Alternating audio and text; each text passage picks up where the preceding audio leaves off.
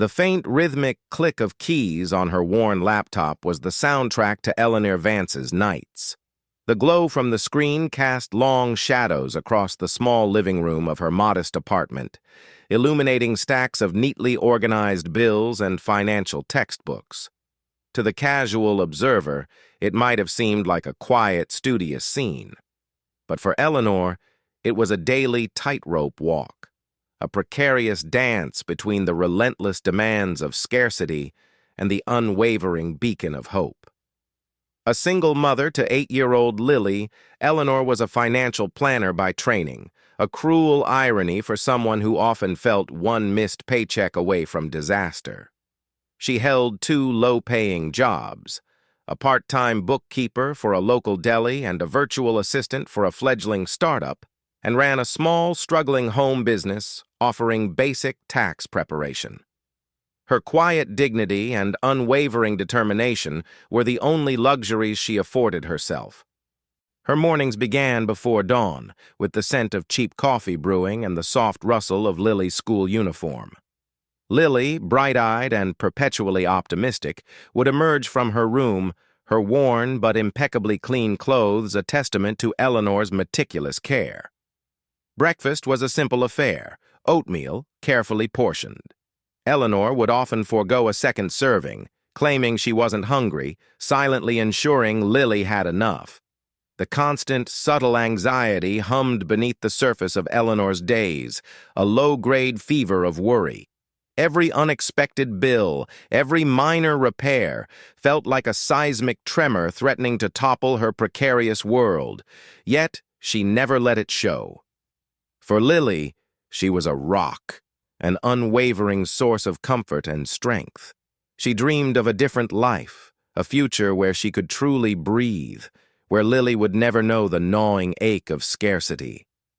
Her ambition was to start a small, ethical financial consulting firm, a place where she could genuinely help struggling families navigate the bewildering world of finance, guiding them away from predatory loans and toward sustainable growth.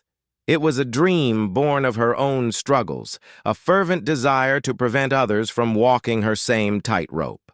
One Saturday morning, when most people Eleanor knew were enjoying a rare lie-in, she was at the local community center.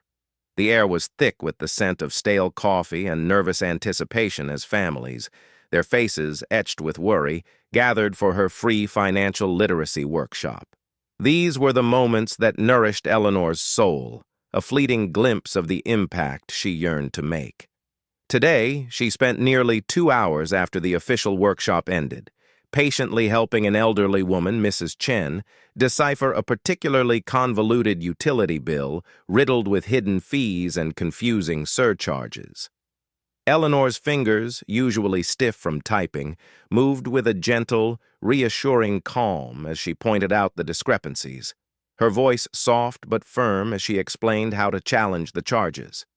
She wasn't getting paid for this, but the profound relief on Mrs. Chen's face, the trembling "thank you" she offered, was a currency far more valuable than any paycheck.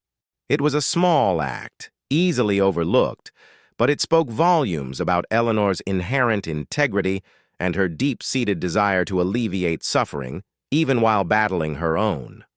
Life's subtle undercurrents often brought strange, seemingly insignificant details into Eleanor's orbit. Every few months, an anonymous, cryptic letter would arrive in her mailbox.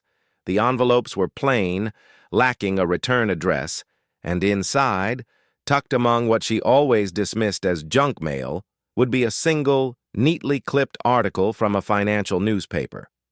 The articles were always about the obscure corners of the banking sector, tales of corporate maneuvers, mergers, and the quiet machinations of high finance. She'd glance at them, puzzled, and then toss them into the recycling bin, dismissing them as a random, harmless eccentricity of the postal service. More personal and far more intriguing was a small, tarnished silver key that hung on a worn leather chain around her neck, usually tucked beneath her shirt. It was an heirloom, passed down through her mother's side, supposedly from her estranged grandfather. Eleanor barely remembered him, a reclusive, almost mythical figure in family lore, spoken of in hushed tones as a titan of industry before his mysterious disappearance decades ago. Her parents had always been vague about his past, offering only cryptic explanations of eccentricity and disappearing acts. Yet sometimes, when Eleanor was lost in thought, her fingers would instinctively reach for the cool metal of the key, a faint, almost phantom memory of a deep, resonant voice, a smell of old books and cigar smoke. She had once seen his name, Augustus Thorne, in a faded old newspaper clipping tucked away in her mother's attic, mentioned alongside the founding of several prominent financial institutions, including, she vaguely recalled, an early iteration of a bank that later became known as First Capital Bank. The key itself was intricate, with a unique, almost antique design, clearly not meant for a conventional lock. It was a piece of her past, a silent, mysterious anchor in her often turbulent present, its true significance yet to be revealed. The crushing weight of necessity. The world, for Eleanor Vance, was abruptly and cruelly redefined by a whispered diagnosis. Lily, her vibrant 8-year-old daughter, her laughter a melody that had always brightened Eleanor's existence, was diagnosed with a rare, rapidly progressing eye condition. The words from the specialist were a cold, sharp knife to Eleanor's heart. Retinitis pigmentosa, an aggressive variant. It requires immediate experimental surgery. Without it, Lily could lose her sight completely within months. The urgency was absolute, the specialists grim-faced and unyielding. The surgery, a delicate procedure performed by only a handful of experts, was astronomically expensive, far exceeding anything her meager insurance could cover. The price tag loomed over them, a monstrous, insurmountable obstacle. Eleanor's mind, usually so sharp and strategic, spun into a vortex of panic. She exhausted every immediate option.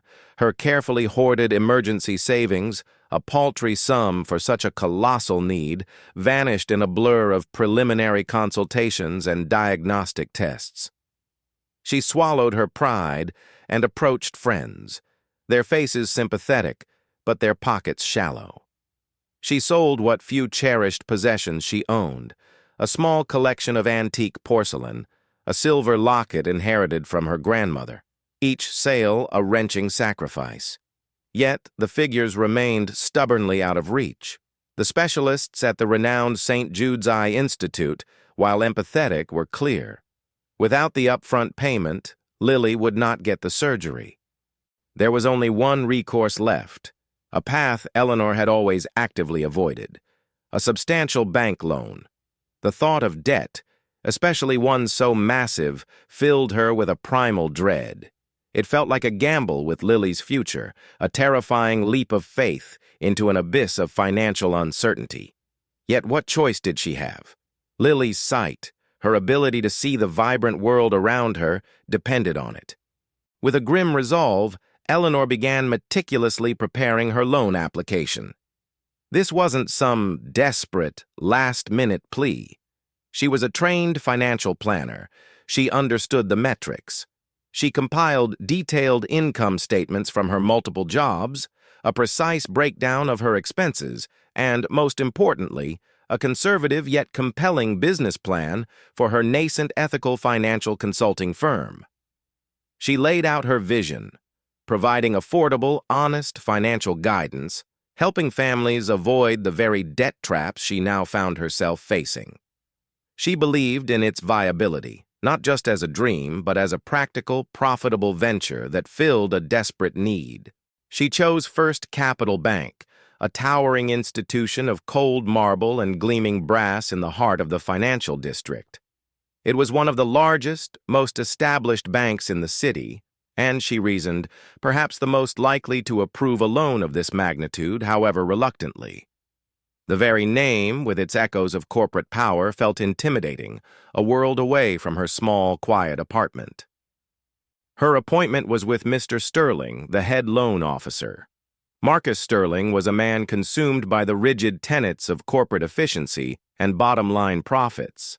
His finely tailored suits and expensive watches were external manifestations of his internal philosophy. Success was measured in dollars, and sentimentality was a weakness.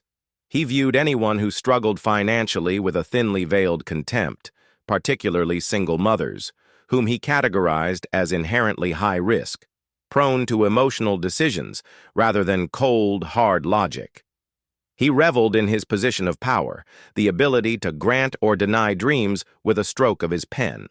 Unbeknownst to him, he was also a pawn in a larger game, desperately trying to impress the mysterious and reclusive board of directors of First Capital Bancorp, the bank's parent company, whose true ownership structure was veiled in secrecy. Sterling believed that by consistently approving safe, large-scale corporate loans and ruthlessly rejecting risky personal ones, he would gain favor and ascend the corporate ladder. The day of the appointment, Eleanor dressed in her best, albeit worn, business suit. She spent an extra 10 minutes meticulously combing Lily's hair, her fingers lingering on her daughter's face, tracing the delicate curve of her eyelids. Lily, sensing her mother's quiet anxiety, clung to her a little tighter that morning. As Eleanor walked towards the imposing edifice of First Capital Bank, a knot of fear and shame tightened in her stomach. This loan was her last desperate hope, a gamble on Lily's future, a stark acknowledgement of her own limitations. The application, meticulously prepared, represented not just her dream of a better life, but the fragile, precious possibility of saving Lily's sight. The outcome of this meeting would dictate everything. She stepped through the grand, revolving doors into the cold, gleaming lobby, feeling a profound sense of vulnerability. This was the point of no return. The cold hand of rejection. The lobby of First Capital Bank was a cathedral of finance, cold marble floors that echoed every footfall, soaring ceilings that swallowed sound, and walls adorned with framed certificates of achievement that spoke of unwavering corporate success.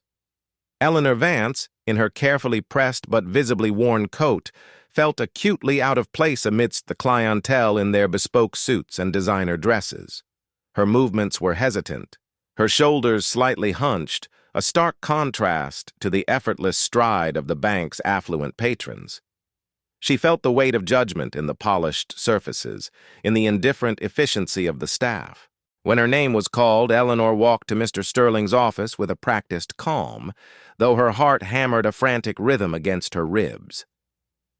Marcus Sterling sat behind a vast mahogany desk, his posture rigid, his gaze chillingly devoid of warmth. He barely offered a perfunctory greeting, instead gesturing dismissively to the chair opposite him. He wore a faint, almost imperceptible smirk, a silent signal of his prejudgment. He took Eleanor's meticulously prepared application, flipping through the pages with an air of bored disdain. His eyes skimmed over her detailed business plan, her carefully calculated projections, and the compelling narrative of her ethical financial consulting firm. He saw none of her passion, none of her meticulous planning, none of the desperate hope she had poured into every word. He saw only the figures, a low, inconsistent income, a significant loan request, and the glaring statistic of her single-parent status. "Ms. Vance," Sterling began, his voice flat, devoid of any genuine inquiry. He leaned forward, his elbows resting on the polished desk, his tone condescending. "Let me be frank. Your financial standing is precarious at best. Your income is modest for the sum you are requesting. And this business model of yours," he waved a dismissive hand at her proposal, "is unproven. Ethical financial consulting? Noble, perhaps, but hardly a sound investment for a bank like ours." Eleanor felt a blush creep up her neck, but she met his gaze, her jaw tightening. "Mr. Sterling, I have extensive experience. My plan is conservative, sustainable. I've identified a clear market need for honest financial guidance." He cut her off with a curt wave. "Needs, Ms. Vance, are not profit. Our bank deals in quantifiable assets, not philanthropic aspirations. And frankly," he leaned back, a patronizing smirk now fully formed on his lips, A loan of this magnitude for a single mother with your responsibilities is simply too great a risk. We see hundreds of applications like yours. Dreams, as you call them, are a luxury some people simply cannot afford. Some dreams are just too big for some people.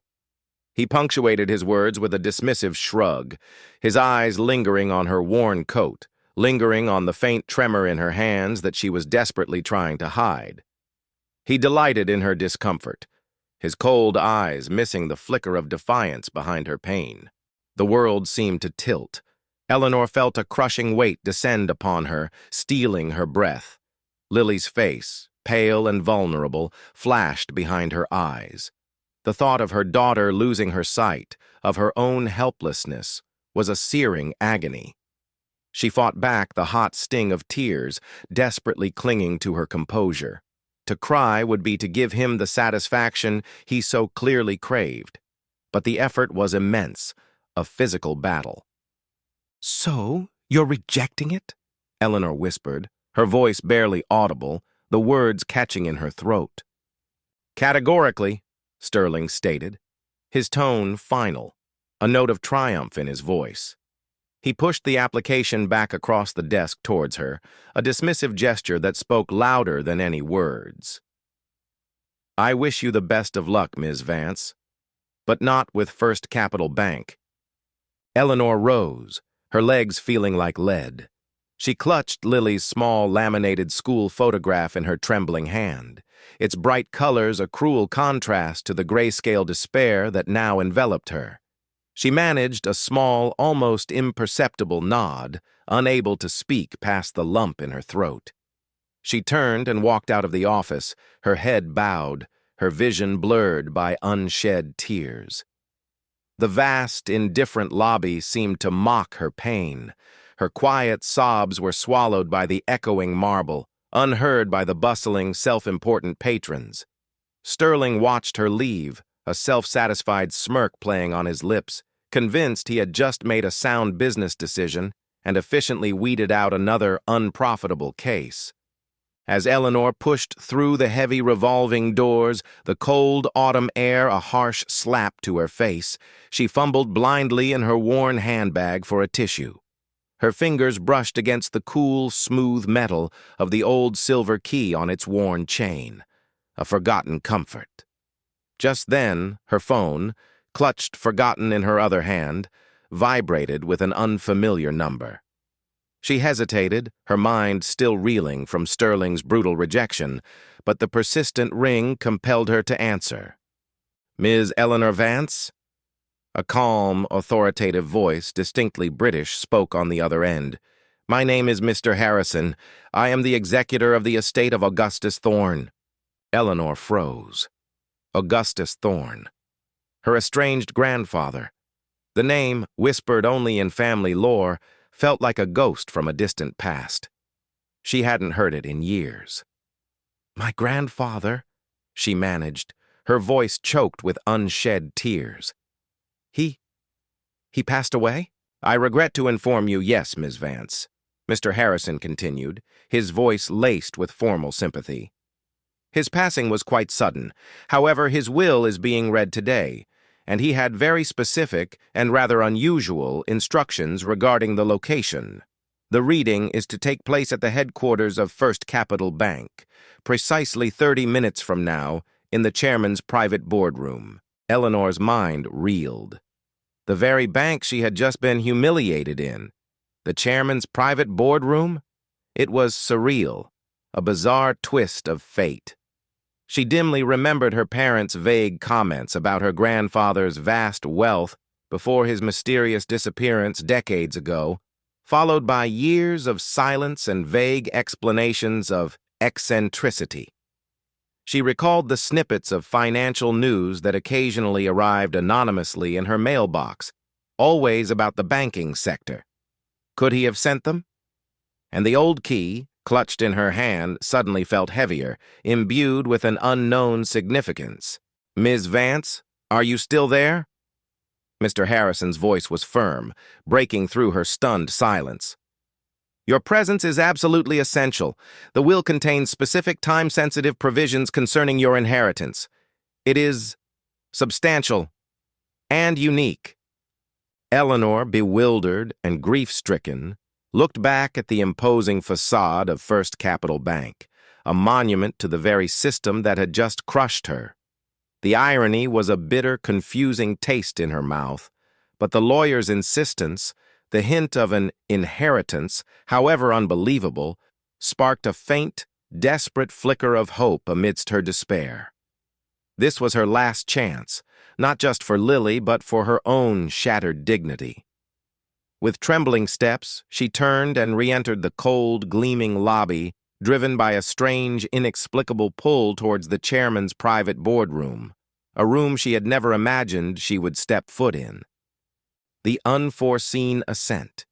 The journey from the indifferent bank lobby to the chairman's private boardroom felt like an ascent not just of floors, but of worlds.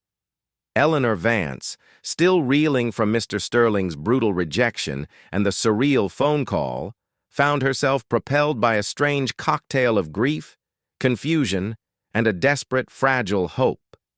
Her mind, usually so meticulously organized, struggled to reconcile the two stark realities, the one where she was a struggling single mother, tears streaming down her face from a denied loan, and the other, where she was being summoned to a mysterious will reading for a grandfather she barely knew, in the very sanctum of the institution that had just crushed her.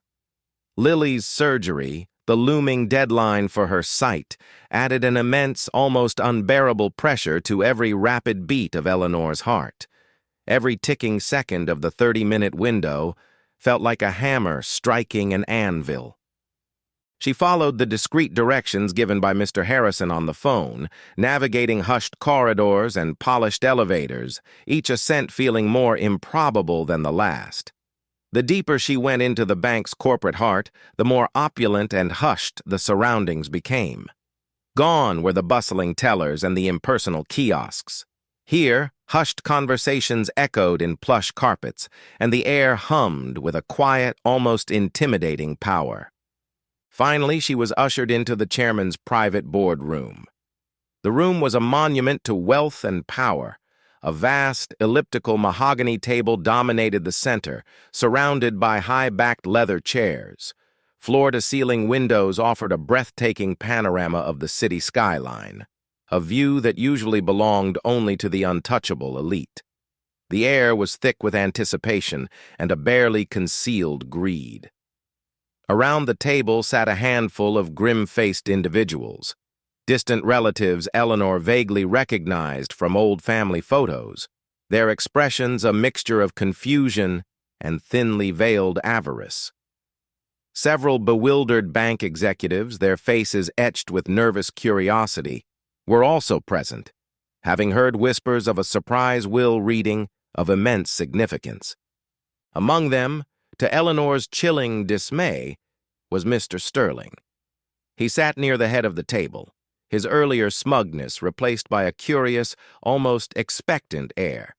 He had wormed his way into the room, convinced he was observing another formal event, a mere formality related to some wealthy client's passing. He didn't connect the name Augustus Thorne to the disheveled woman he had just dismissed. The dramatic irony hung heavy in the air, a silent, unseen prelude to his impending downfall. Mr. Harrison, the British lawyer, a man whose crisp suit and calm demeanor seemed to embody detached professionalism, stood at the head of the table. He cleared his throat, the sound unusually loud in the hushed room. "Ladies and gentlemen," he began, his voice measured, "we are here today for the reading of the last will and testament of Augustus Thorne." He proceeded to read, his voice unwavering, detailing a vast, sprawling financial empire. Complex holdings in international markets, real estate portfolios spanning continents, investments in emerging technologies, the sheer scale of the wealth was staggering, far beyond anyone's expectations. The distant relatives shifted in their seats, their eyes widening with each staggering sum, their calculating minds already envisioning their share. Sterling, too, listened intently, his own estimations soaring. He mentally cataloged the assets, imagining how much such an estate might be worth to First Capital Bank. The will then took a dramatic turn. Augustus Thorne, as Harrison explained, had been a visionary, but also a deeply private and exceptionally shrewd man. He had foreseen potential corruption and a creeping corporate short-sightedness within his own banking empire, particularly after his quiet, self-imposed disappearance decades prior.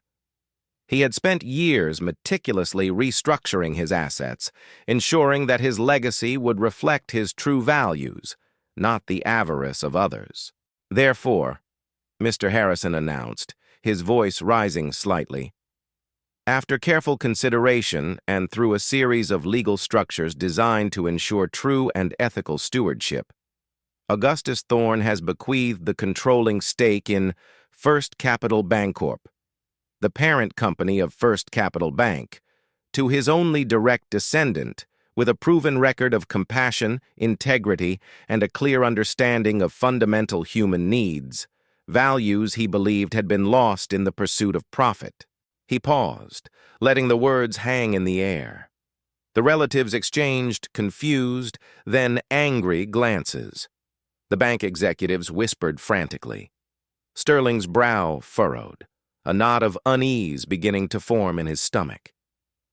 Mr. Harrison then turned to Eleanor, a faint, knowing smile touching his lips. "That air, ladies and gentlemen, is Ms. Eleanor Vance." A collective gasp ripped through the boardroom. The silence that followed was deafening, a vacuum of disbelief. Every eye in the room swiveled to Eleanor, who stood there, her worn coat suddenly feeling heavier, yet also imbued with an unimaginable power. Eleanor herself was in shock. The words registered, but their meaning felt distant, surreal. Controlling stake? First Capital Bancorp?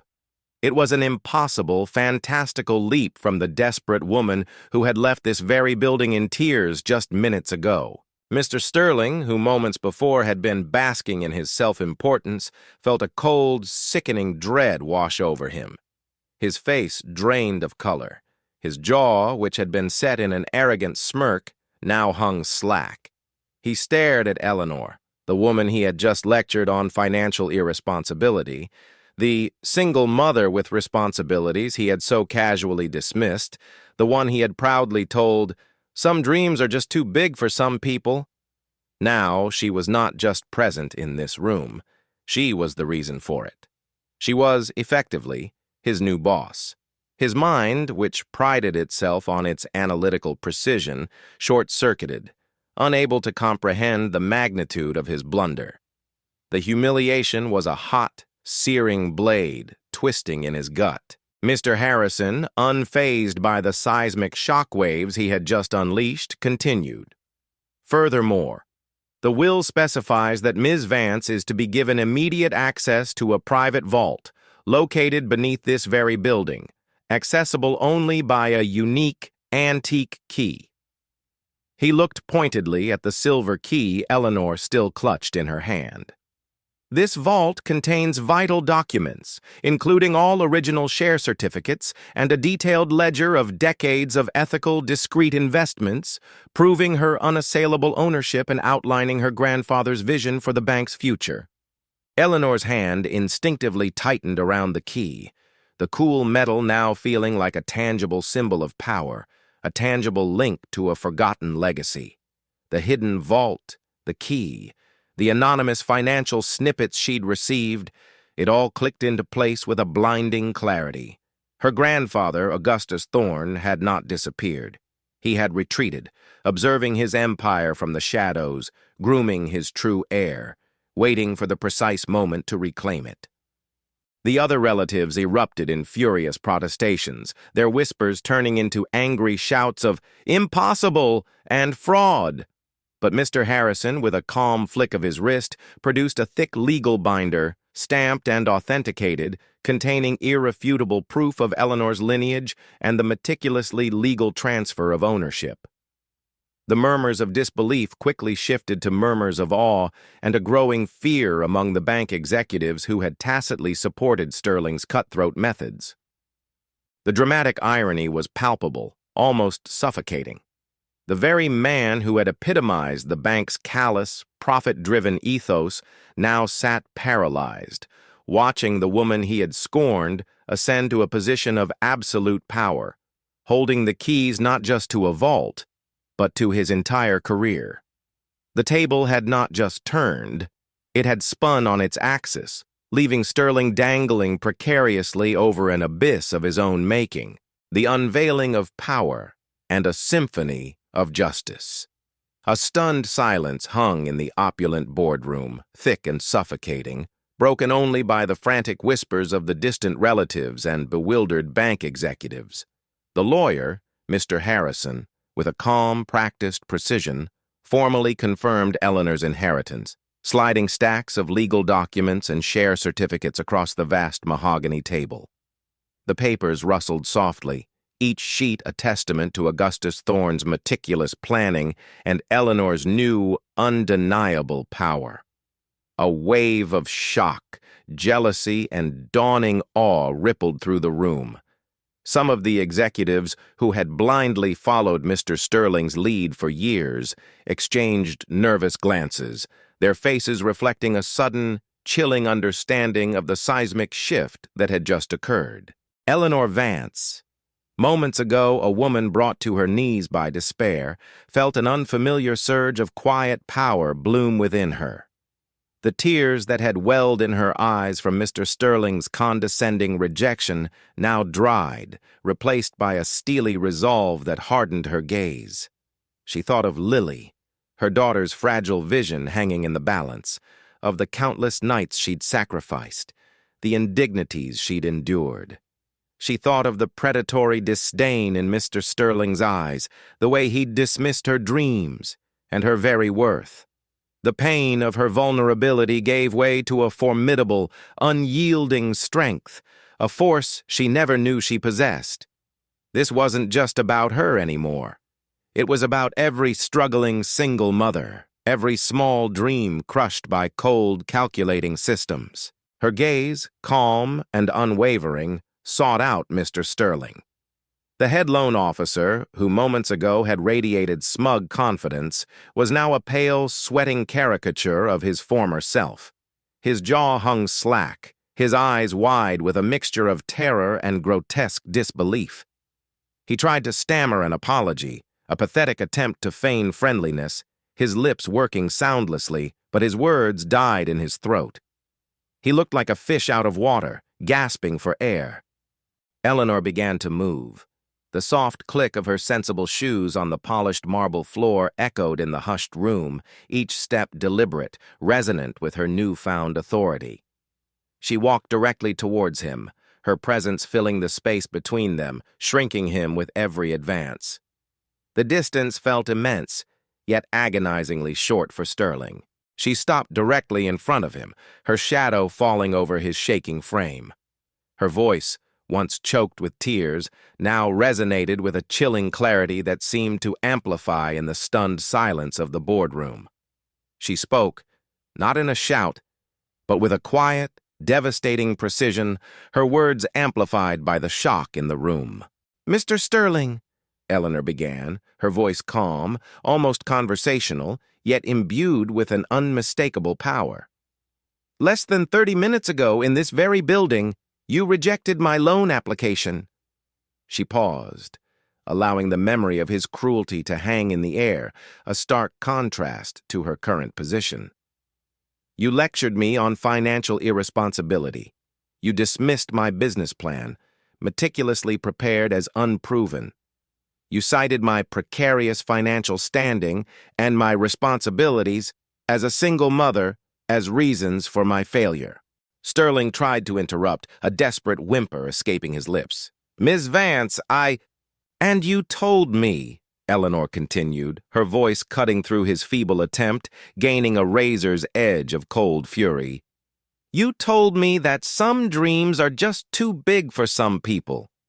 Her eyes, once brimming with tears of helplessness, now blazed with a righteous fire. "Well, Mr. Sterling, my dream was to save my daughter's eyesight, and now my new dream includes cleaning house. She straightened her shoulders, her posture radiating an undeniable authority. "Effective immediately, Mr. Marcus Sterling, your employment with First Capital Bank and indeed with First Capital Bancorp is terminated." Her words, delivered with quiet dignity, landed like a guillotine blade. The reasons are manifold: gross misconduct, a blatant disregard for ethical lending practices, discriminatory biases, and a fundamental misalignment with the ethical principles that my grandfather, Augustus Thorne, clearly intended for this institution and that I intend to restore. Mr. Davies, the empathetic board member who had watched Eleanor's humiliation earlier, immediately rose from his seat. He stepped forward, placing a hand on Eleanor's shoulder in a gesture of silent support. His face showed profound relief. "I second that motion, Ms. Vance," he stated, his voice firm, his eyes fixed on Sterling with a look of long-suppressed disapproval. The room erupted. The other executives and distant relatives, initially stunned into silence, now reacted with a tumultuous mixture of awe, fear, and a strange, almost visceral satisfaction. Murmurs rippled through the crowd.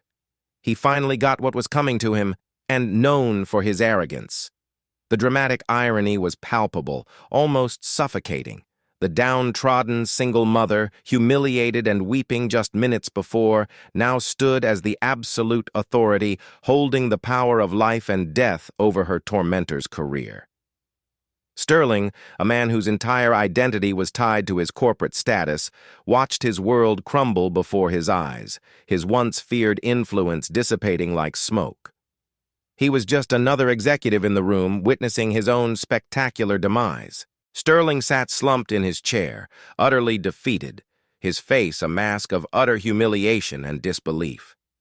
He had prided himself on his sharp judgment, his ruthless efficiency, and his ability to sniff out weakness. He had seen Eleanor Vance as nothing but a vulnerable target, a statistic to be dismissed. He had delighted in his power over her, twisting the knife with his dismissive words. Now that power had turned on him, wielded by the very woman he had scorned. The irony was a bitter, poisonous draught he was forced to swallow. Security, alerted by Mr. Harrison, entered the room. Their quiet presence a final, undeniable confirmation of Sterling's downfall.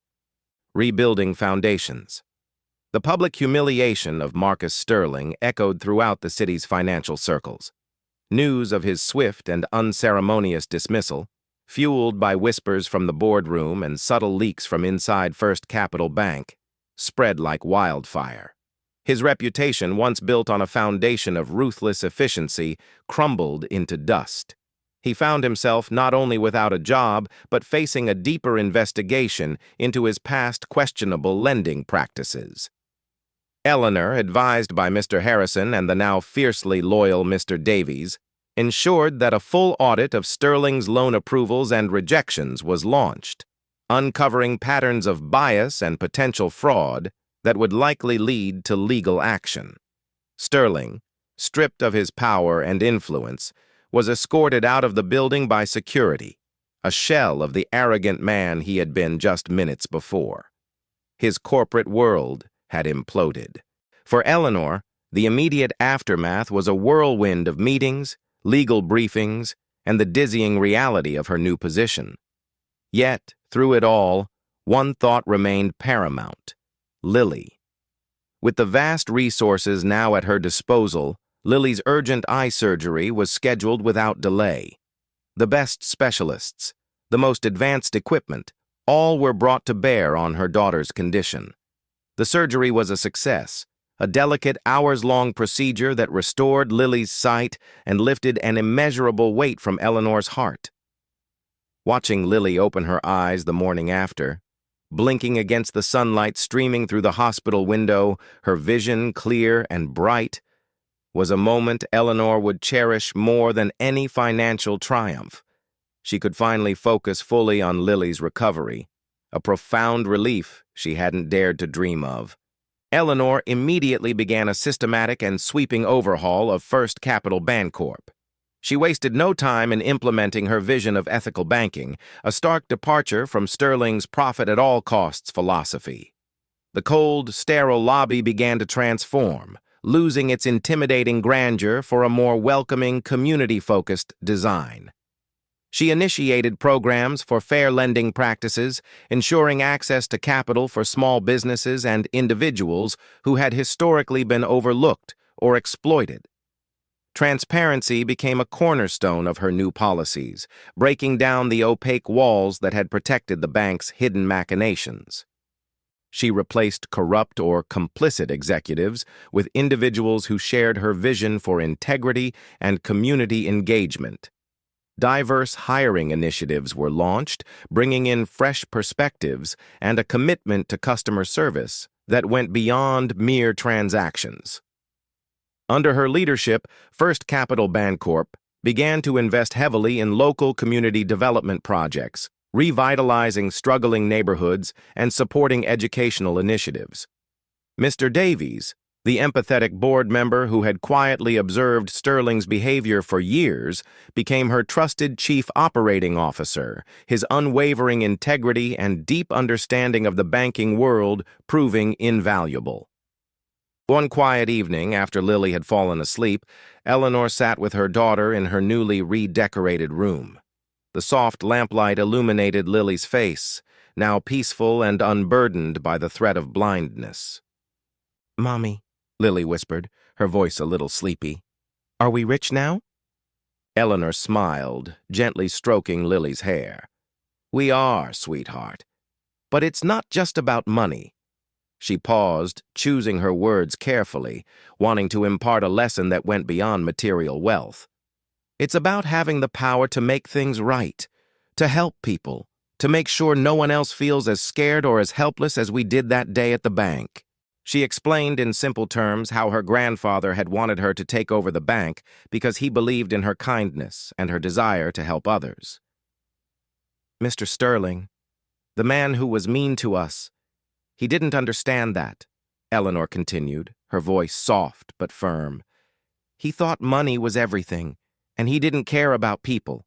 But now, we can make sure the bank helps good people, like Mrs. Chen from the community center, and families like ours who need a little bit of help to get through tough times." Lily, though young, listened intently, her brow furrowing in concentration. "So, we're going to be a good bank." "The best bank, Lilybug," Eleanor promised, kissing her forehead. "A bank that builds people up, instead of tearing them down." Lily, now with the clear eyes of a child finally free from fear, seemed to understand the gravity of their new reality and the profound strength her mother had shown. The new calm had settled, a profound peace born not of the absence of challenges, but of a hard-won victory. Their quiet apartment was replaced by a beautiful, spacious home, but more significantly, Eleanor had found her true purpose, and Lily, her precious sight saved, had a future brighter than they had ever dared to imagine. Their lives, once defined by scarcity and fear, were now overflowing with possibility and a powerful sense of renewed purpose. The once cold, austere lobby of First Capital Bank had been utterly transformed. Sunlight streamed through newly expanded windows, bathing the space in a warm, inviting glow. A large, vibrant mural now adorned the main wall, replacing the stark marble. It depicted diverse families, children laughing, small businesses flourishing, a visual testament to Eleanor Vance's unwavering vision. The scent of freshly brewed coffee, sourced from local, ethical cooperatives, wafted from a small, bustling cafe in the corner, a subtle nod to the humble beginnings of her empire. First Capital Bancorp, under Eleanor's steadfast leadership, had become a national model for ethical banking, revered not just for its profitability, but for its integrity, transparency, and profound community focus. Eleanor, no longer just a struggling single mother, but a formidable CEO and a beacon of philanthropic endeavor, moved through the transformed lobby with a quiet confidence. Her personal financial consulting firm, once a desperate dream, had blossomed into a robust division within the bank, offering free workshops and low-interest loans to underserved communities. She had proven that compassion and profit were not mutually exclusive, but rather powerful partners in sustainable growth.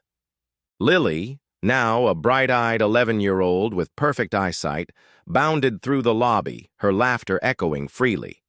She was excelling in school, a vibrant and compassionate young girl, often volunteering at the bank's burgeoning community outreach programs. She organized book drives for local schools, helped sort donations for food banks, and spoke with surprising eloquence about the importance of helping others, clearly inspired by her mother's remarkable journey. She saw the world with clarity and empathy, a direct result of Eleanor's sacrifice and resilience. Eleanor's commitment to paying it forward was profound and personal. She established the Lily's Light Fund, a charitable foundation within First Capital Bancorp that provided grants for critical medical treatments for children from low-income families. Her own desperate struggle to save Lily's sight fueled this initiative, ensuring that no child would suffer due to lack of funds. No parent would face the agonizing choice she once had. She personally mentored young women and single mothers aspiring to leadership roles, offering not just financial advice, but a blueprint for resilience and self-belief. She often revisited the community center where she had once volunteered, now funding its expansion, transforming it into a thriving hub for financial literacy and small business development, a poignant full-circle moment that underscored the profound impact of her journey. One sunny afternoon, Eleanor stood in the heart of the revitalized bank lobby, a quiet smile gracing her lips. Lily skipped towards her, a drawing clutched in her hand, a colorful sketch of a flourishing tree, its branches reaching towards the sky, its roots deeply embedded in the earth. Eleanor knelt, her eyes scanning the drawing, seeing not just a child's art, but a powerful symbol. The once tarnished silver key from her grandfather's will, no longer hidden beneath her shirt, now gleamed brightly on a discreet display in her office, a silent guardian overseeing the transformed institution. It was a symbol of a forgotten legacy reclaimed, a testament to the unexpected paths to power, and a future meticulously built on compassion, justice, and the unwavering light of hope. If this story stirred your heart, if it reminds you that courage can alter destinies and that light always finds a path even in the deepest darkness, please leave a comment. Share this story with those who need inspiration. Like, subscribe, and hit the bell to never miss our upcoming stories.